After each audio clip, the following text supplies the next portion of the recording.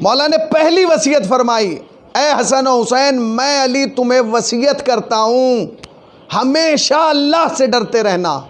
پہلی وصیت کیا فرمایا؟ ہمیشہ اللہ سے ڈرتے رہنا۔ دوسری وصیت فرمائی، اے حسن و حسین میرے لاڈلو میں تمہیں وصیت کرتا ہوں کہ کبھی بھی تم دنیا کے پیچھے نہ بھاگنا، اگر دنیا بھی تمہارے پیچھے آئے تو اس سے دامن بچانا۔ سمجھا؟ نہ تم دنیا کے پیچھے بھاگنا، اور اگر دنیا تمہارے پیچھے آئے تو تب بھی تم اس کی طرف نظر نہ کرنا۔ کسی عالم سے پوچھا گیا کہ بتائیے کہ دنیا سے مراد کیا ہے؟ تو اس نے کہا دنیا کی مثال ایسے ہے جیسے ایک سایہ، جب آپ آگے آگے چلتے ہیں تو سایہ کیا کرتا ہے؟ پیچھے پیچھے چلتا ہے، اور اگر آپ اس کی طرف رخ کر لیں تو سایہ آگے ہو جاتا ہے۔ مگر کیفیت کیا ہے؟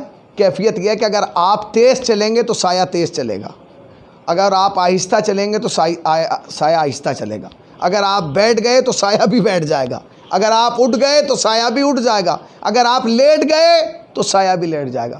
بس دنیا کی مثال ایسی ہی ہے، تم اس کی طرف جاؤ گے تو یہ بھاگے گی، اور تم نے اس سے منہ موڑ لیا تو یہ تمہارے پیچھے آئے گی۔ تم تیز چلو گے یہ تیز چلے گی، تم آہستہ چلو گے تو یہ آہستہ چلے گی۔ اس کے بعد مولا نے جو وصیت کی بالکل عام وصیتیں کی، مگر یہ دیکھو کہ مولا کر رہے ہیں۔ فرماتے ہیں جو کہنا حق کے لیے کہنا، جو کہنا حق کے لیے کہنا۔ پھر اس کے بعد فرماتے ہیں جو کرنا ثواب کے لیے کرنا، اجر کے لیے کرنا، کوئی کام بغیر اجر کے نہ کرنا، ہر کام اجرت کے لیے کرنا۔ اجرت کے لیے کیا؟ قرآن پڑھنا تو اجرت کے لیے، مجلس پڑھنا تو اجرت کے لیے، نوحہ پڑھنا تو اجرت کے لیے، ذکر کرنا تو اجرت کے لیے، مگر وہ اجرت بندوں سے نہ ہو، وہ اجرت خدا سے ہو۔ یقین ہو کہ اس کا اجر و ثواب کون دے گا؟ خدا دے گا۔ اس کا ثواب کون دے گا؟ خدا دے گا۔ اور یاد رکھنا بندہ دیتا ہے تو اپنی اوقات کے مطابق دیتا ہے، خدا دیتا ہے تو اپنی قدرت کے مطابق دیتا ہے۔ اس کے بعد فرماتے ہیں ظالم کے دشمن رہنا اور مظلوم کے مددگار رہنا۔ ظالم کے دشمن رہنا اور مظلوم کے مددگار رہنا۔ اس کے بعد فرمایا اے حسن و حسین میں تمہیں اور اپنی اولاد کو اور اپنے کنبے کو اور جن جن تک یہ طول تاریخ میں یہ میرا نوشتہ پہنچے میں ان سب کو وصیت کرتا ہوں کہ تم سب اللہ سے ڈرتے رہنا۔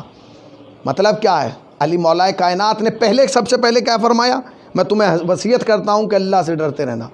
پھر چند وصیتوں کے بعد پھر اس جملے کو تکرار فرمایا کہ تم خدا سے ڈرتے رہنا۔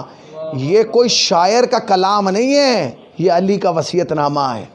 کس کے لیے کہا ہے؟ یہ ہمارے لیے کہا ہے، یہ آپ کے لیے کہا ہے، یہ ان لوگوں کے لیے کہا ہے جو طول تاریخ میں آئیں گے، یہ ان لوگوں کے لیے کہا ہے جو علی کی ولایت کا اقرار کرتے ہیں، یہ ان لوگوں کے لیے کہا ہے جو علی کے نام پہ مرتے ہیں، یہ ان لوگوں کے لیے کہا ہے جو علی کے نام پہ جیتے ہیں۔ فرمایا میں تمہیں، اپنی اولاد کو، اپنے کنبے کو اور طول تاریخ میں جتنے لوگوں تک یہ میری تحریر پہنچے ان سب کو میں یہ وصیت نامہ کرتا ہوں۔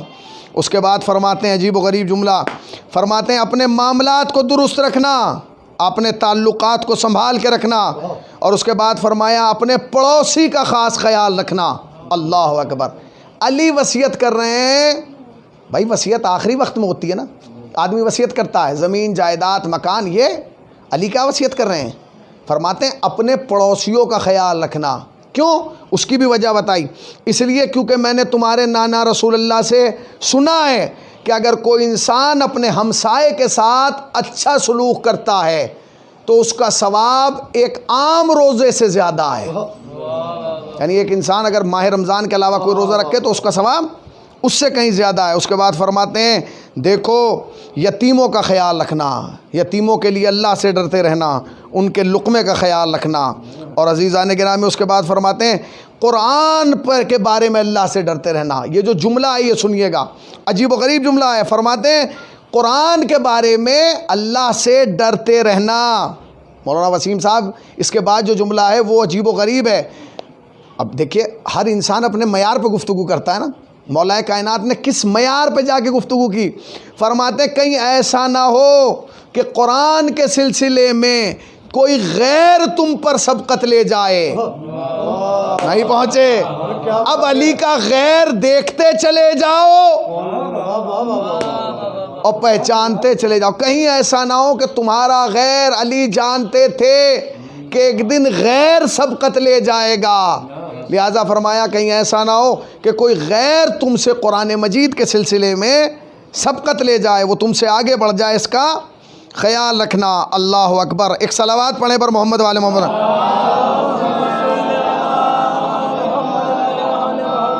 اس کے بعد فرماتے ہیں اللہ کے گھر کے بارے میں اللہ سے ڈرتے رہنا. مطلب کیا؟ خانہ کعبہ کے بارے میں، اپنی مسجدوں کے بارے میں. اس کے بعد فرمایا کہیں ایسا نہ ہو کہ تم اللہ کے گھروں کو خالی کر دو. یاد رکھنا جس روز اللہ کے گھر خالی ہو گئے تم پر عذاب الہی نازل ہو جائے گا. بس مجھے یہیں تک لانا تھا، بہت ساری باتیں مگر انہیں سب کو روک کے میں یہاں آپ کی خدمت میں عرض کر رہا ہوں. کیا فرمایا قرآن کے بارے میں ڈرتے رہنا، کہیں کوئی تم سے زیادہ سبقت نہ حاصل کر لے، کوئی غیر.